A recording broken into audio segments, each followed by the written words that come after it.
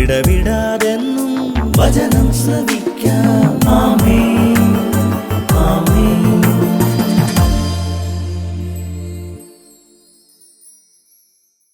യേശുവിൻ്റെ ഏറ്റവും പ്രിയപ്പെട്ട കുഞ്ഞെ, മർക്കോസിൻ്റെ സുവിശേഷം 9:24. പിശാച് ബാധിതനായ മനുഷ്യൻ്റെ ബാലൻ്റെ അപ്പൻ പറഞ്ഞു, ദൈവമേ, കർത്താവേ, എൻ്റെ മകൻ പെട്ടെന്ന് അങ്ങ് സൗഖ്യപ്പെടുക, പെട്ടെന്ന് ജീവിതത്തിലേക്ക് തിരിച്ചു വരിക, എനിക്കത് വിശ്വസിക്കാൻ ബുദ്ധിമുട്ടാണ്. എങ്കിലും എൻ്റെ അവിശ്വാസം നീ പരിഹരിക്കണം. സഹോദര, വിശ്വാസമില്ലാത്തതാണ് നിനക്ക് മുഖമില്ലാത്തതിൻ്റെ കാര്യം. നിന്റെ വിശ്വാസം നഷ്ടപ്പെടുമ്പോൾ നിനക്ക് നഷ്ടപ്പെടുന്നത് നിന്റെ മുഖം തന്നെയാണ്. നിന്റെ അവിശ്വാസം നിന്റെ മുഖത്തെ ഇല്ലായ്മ ചെയ്യും.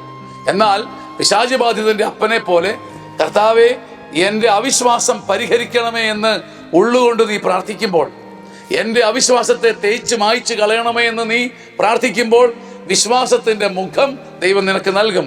സഹോദര, നിനക്ക് സ്വപ്നത്തിൽ ചിന്തിക്കാനാവാത്ത ചില കാര്യങ്ങളുണ്ട്, വിശ്വസിക്കാൻ ബദ്ധപ്പാടുള്ള ചില കാര്യങ്ങളുണ്ട്. എന്നാൽ കർത്താവ് നിന്റെ വിശ്വാസത്തെ തെളിയിക്കുമ്പോൾ, നിന്റെ അവിശ്വാസം ദൈവം പരിഹരിച്ചാൽ നീ പൂർണ്ണനായി മാറും.